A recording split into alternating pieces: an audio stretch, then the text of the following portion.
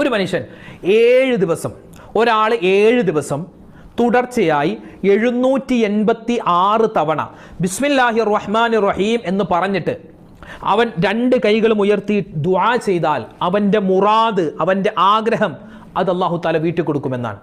2 റക്അത്ത് നല്ലപോലെ വുളു എടുക്കുക. പാതിരാത്രിയിലോ അല്ലെങ്കിൽ പകലോ ഏതോണോ പറ്റുന്ന സമയം, ആ സമയത്ത് നിസ്കാരം നമുക്ക് പറ്റുന്ന സമയം, ആ സമയത്ത് നല്ലതുപോലെ വുളു എടുക്കുക. 2 റക്അത്ത് നിസ്കരിക്കുക. നിസ്കരിച്ചിട്ട് 786 വട്ടം നേർച്ചയാക്കും. പഠിച്ചവനെ, എൻ്റെ ഒരു ആഗ്രഹമുണ്ട്, എനിക്കൊരു ജോലി കിട്ടണം, അല്ലെങ്കിൽ എൻ്റെ വിവാഹം ശരിയാവണം.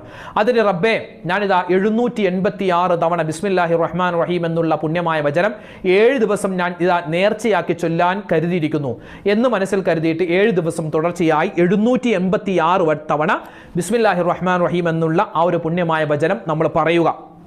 പറഞ്ഞിട്ട് നല്ലവണ്ണം ദുആ ചെയ്യുക. ഇൻഷാ അല്ലാഹ് ആ ബിസ്മിയുടെ ബറക്കത്ത് കൊണ്ട് നമ്മൾ